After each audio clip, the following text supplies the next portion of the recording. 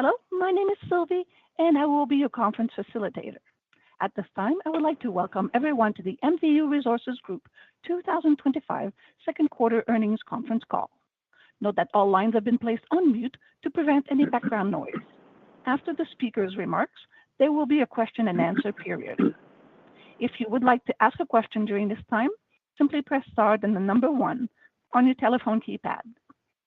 And if you would like to withdraw from the question queue, please press star two on your telephone keypad. The webcast can be accessed at www.mdu.com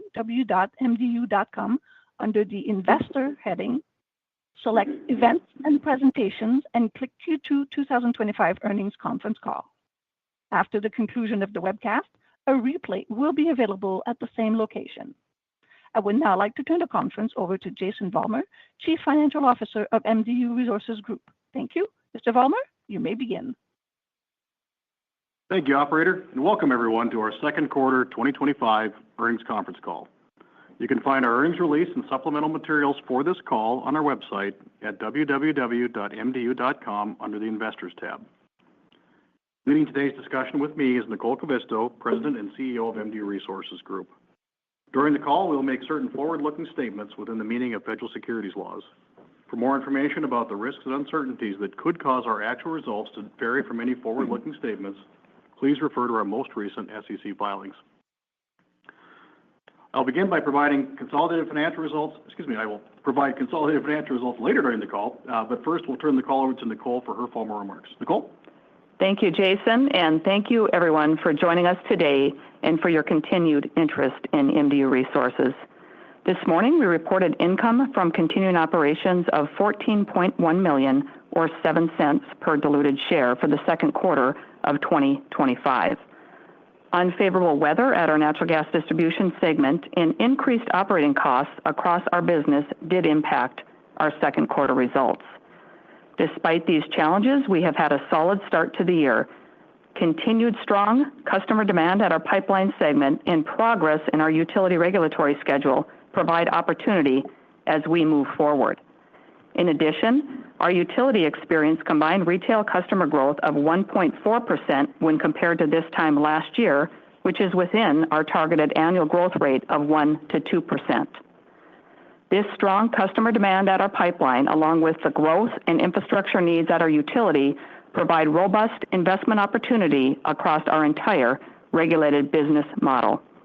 I am extremely proud of our employees whose dedication to our core strategy continues to drive our business to deliver solid performance and positions MDU Resources with compelling long-term growth prospects. At our electric segment, we filed a general rate case in Wyoming during the quarter and plan to file a general rate case in Montana later this year. As mentioned last quarter, we filed an advanced determination of prudence with the North Dakota Public Service Commission for our proposed acquisition of a 49% ownership interest in the Badger Wind Farm, which equates to 122.5 megawatts of the project's total 250 megawatts of generation capacity. The Commission has scheduled this hearing for September 9th. We also continue to refine our wildfire mitigation plans across our electric service territory, and in accordance with recent legislation, we will be filing those plans in North Dakota, Montana, and Wyoming later this year. On the data center front, we continue to see opportunities for both our electric utility and pipeline business. Specifically at our electric utility, we currently have 580 megawatts of data center load under signed electric service agreements. Of that total, 180 megawatts is currently online, with an additional 100 megawatts expected to come online late this year. Another 150 megawatts is expected in 2026, and the remaining 150 megawatts in 2027.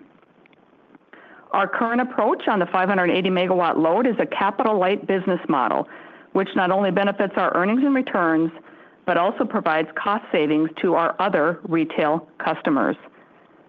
We continue to pursue additional discussions on incremental data center load, and should those discussions progress to signed agreements, we would consider investing capital into new generation and transmission assets to serve the increased load.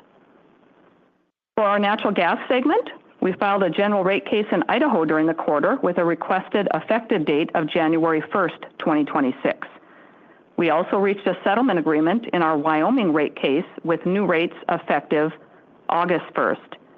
In Montana, we filed a settlement agreement on April 3rd, which is pending Commission approval.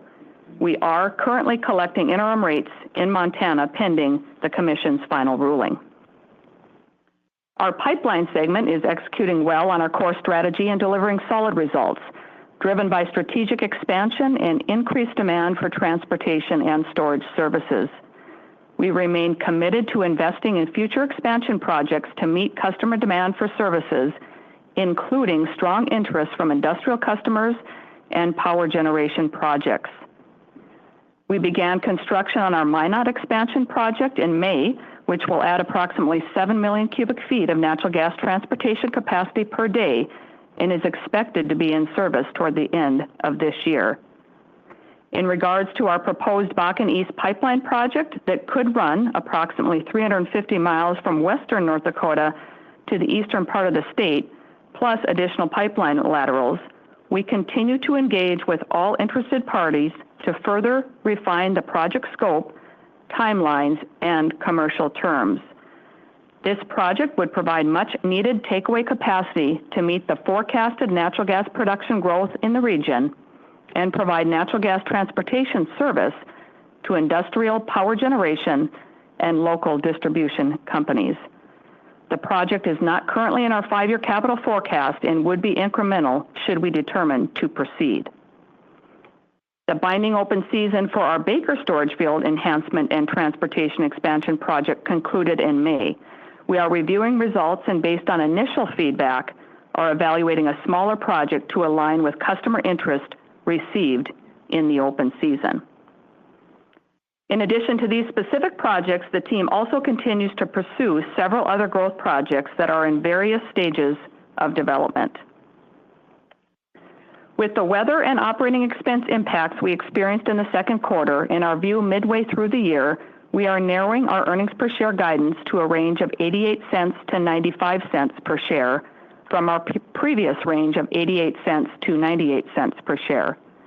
We remain confident in our ability to execute on our long-term growth strategy and believe our operational focus and financial discipline continue to position us well for delivering safe and reliable energy, customer value, and strong stockholder returns. As we look ahead, we are focused on our core strategy, emphasizing customers and communities, operational excellence, returns-focused, and employee-driven. We believe we are well positioned for growth into the future with an anticipated capital investment of $3.1 billion over the next 5 years, 7 to 8% compounded annual utility rate base growth, and customer growth of 1 to 2% annually. We also anticipate a long-term EPS growth rate of 6 to 8% while targeting a 60 to 70% annual dividend payout ratio. As always, MDU Resources is committed to operating with integrity and with a focus on safety. We remain dedicated to delivering value as a leading energy provider and employer of choice. I will now turn the call back over to Jason for the financial update. Jason. Thank you, Nicole. This morning we announced second quarter earnings of $13.7 million or 7 cents per share compared to second quarter 2024 earnings of $60.4 million or 30 cents per share. Income from continuing operations, which excludes the impacts of Everest, which became a separate public company in October of 2024, was $14.1 million for the second quarter or 7 cents per share compared to $20.2 million or 10 cents per share in 2024. Turning to our individual businesses, our electric utility reported second quarter earnings of $10.4 million compared to $15.5 million for the same period in 2024. Higher payroll-related costs and costs related to a planned outage at our Coyote generating station drove the increase in operation and maintenance expense experienced during the quarter. These are partially offset by increased commercial sales volumes, largely from data center load, and rate relief in South Dakota. Our natural gas utility reported a seasonal loss of $7.4 million in the second quarter compared to a loss of $5 million in 2024. Increased operation and maintenance expense, primarily due to higher payroll-related costs and lower volumes due to warmer weather, largely in Idaho, drove the increased loss in the quarter. Partially offsetting the loss were higher retail sales revenues due to rate relief and higher transportation revenue. The pipeline business posted second quarter earnings of $15.4 million compared to a record second quarter earnings of $17.3 million in the prior year. In the second quarter of 2024, the pipeline received proceeds from a customer settlement of $1.5 million net of tax. Backing that off of the total earnings for 2024, we viewed the second quarter at our pipeline segment as very solid. Higher operation and maintenance expense further drove the decrease in earnings. Partially offsetting the decrease was higher transportation revenue due to the Wapton expansion project and customer demand for short-term natural gas transportation contracts. And finally, MDU Resources continues to maintain a strong balance sheet and ample access to working capital to finance our operations throughout our peak seasons. While we have no equity needs in 2025 based on our current capital plan, our $3.1 billion capital investment program over the next 5 years will require some access to the equity capital markets. As mentioned last quarter, we plan to reestablish an ATM program in the near future to meet those needs. We will update our forward-looking capital investment plan later this year and provide further guidance around the size and timing of future equity needs at that point.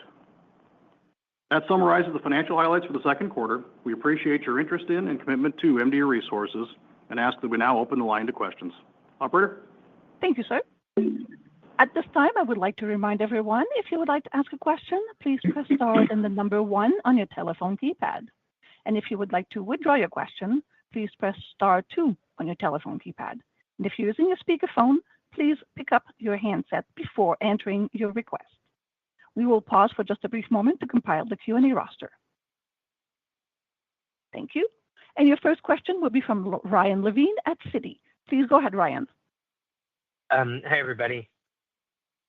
Hello, Ryan. What impact does the lower storage project size have on the potential scale of the Bakken East pipe? And can you just kind of walk through the implications of the revised scale of the storage facility?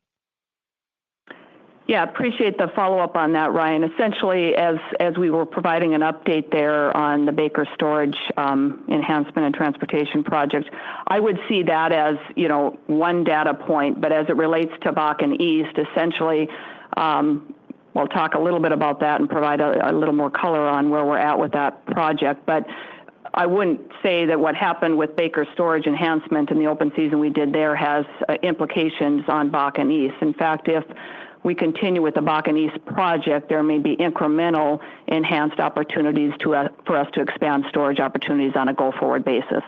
So essentially, the two projects are deemed really separate right now, but to the extent we have enough customer commitment on a go-forward basis to move forward with Bakken East, that could provide incremental opportunity from an expansion of our storage assets going forward.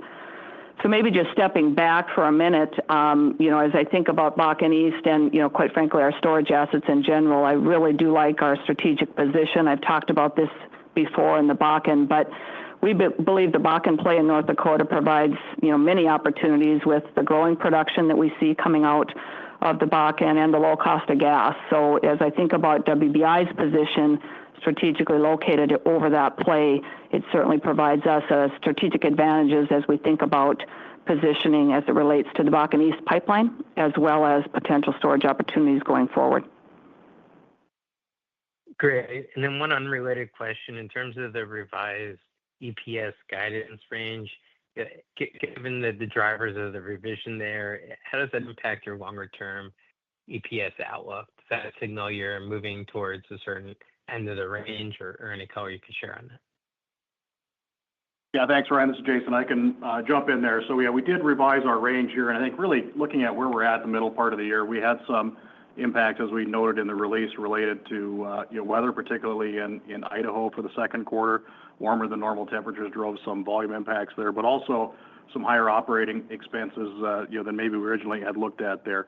As we look at the operating expense piece, that, of course, as we look forward into our guidance, how do we think about where we're going to finish the year?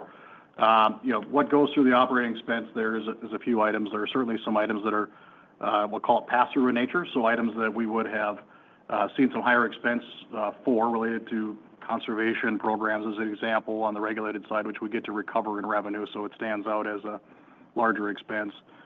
Items related to the transition services agreement for Everest, which we are billing them for, again, providing service through that, stands out in expense, but also shows up in revenue.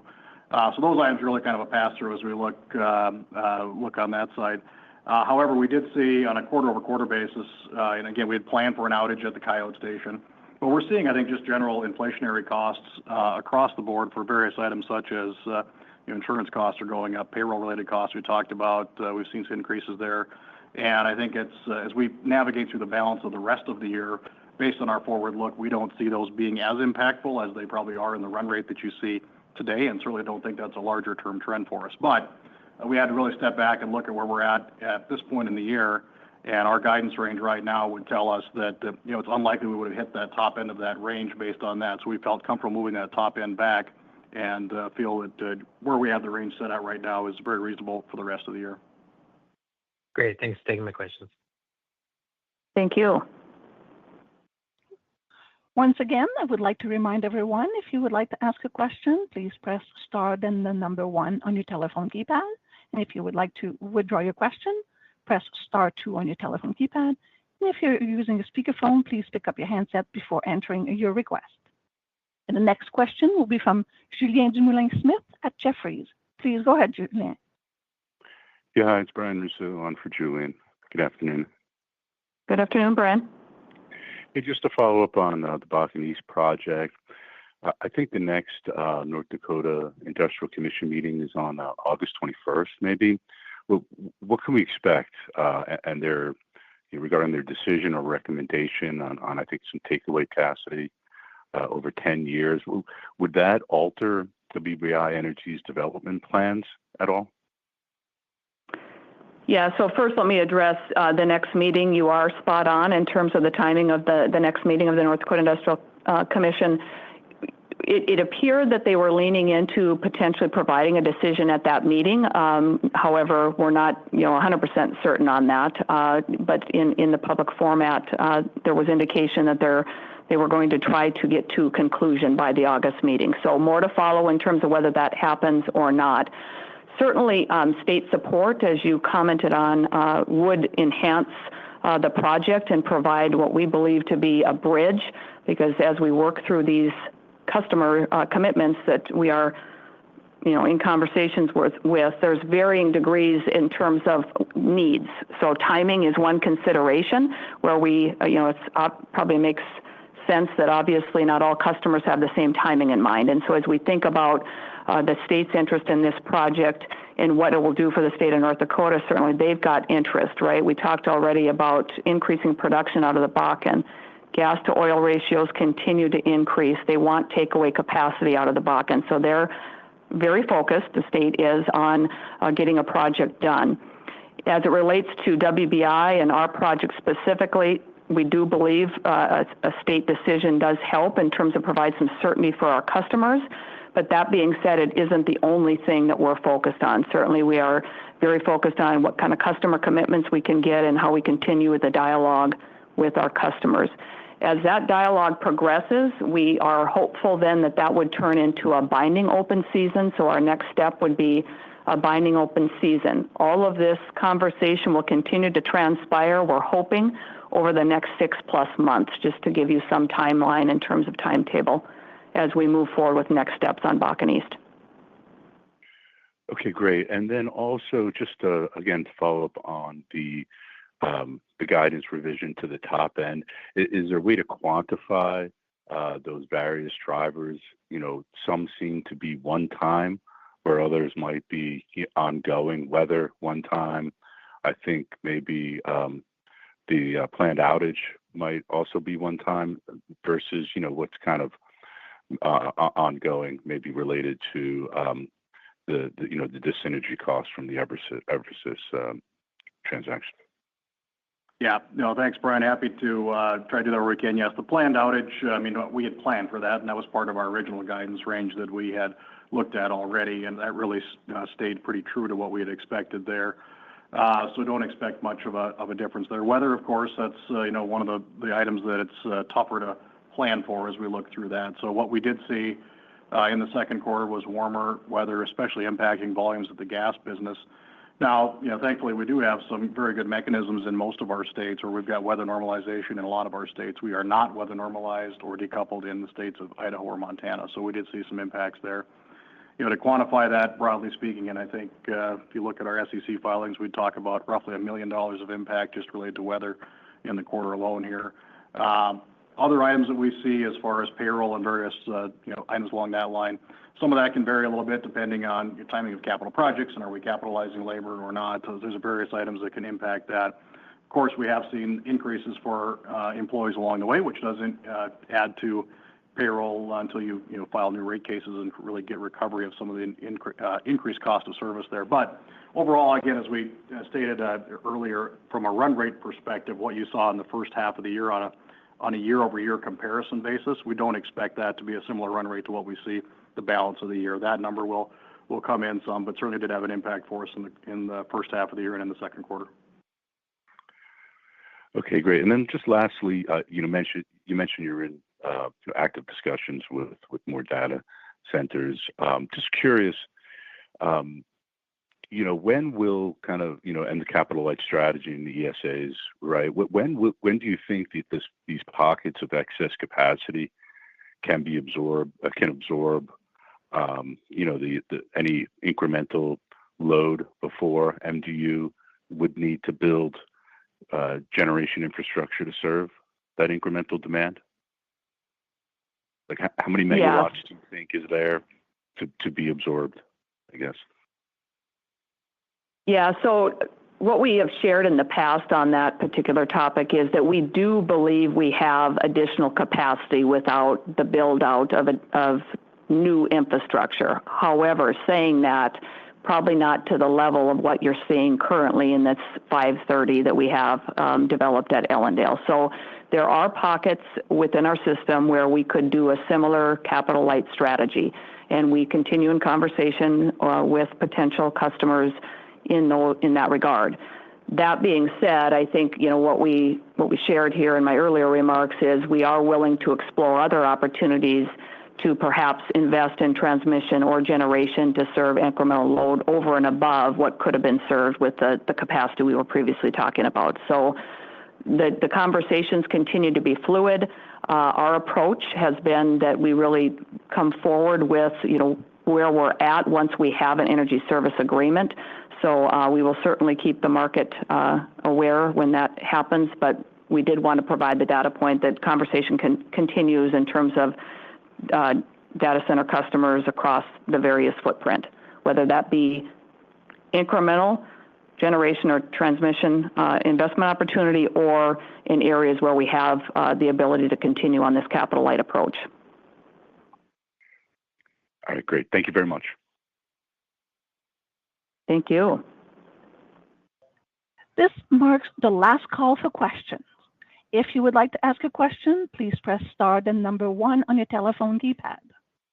The webcast can be accessed at www.mdu.com under the Investor heading, select Events and Presentations, and click Q2 2025 Earnings Conference Call.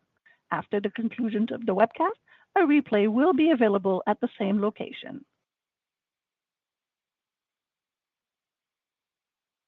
And at this time, there are no further questions. I would like to turn the conference back over to management for closing remarks. All right, I want to thank you all again for joining us today. We appreciate your interest in and support of MDU Resources and look forward to connecting with you throughout the year. With that, I will turn the call back over to you, operator. Thank you. Ladies and gentlemen, this concludes today's MDU Resources Group conference call. Thank you for your participation. You may now disconnect your lines.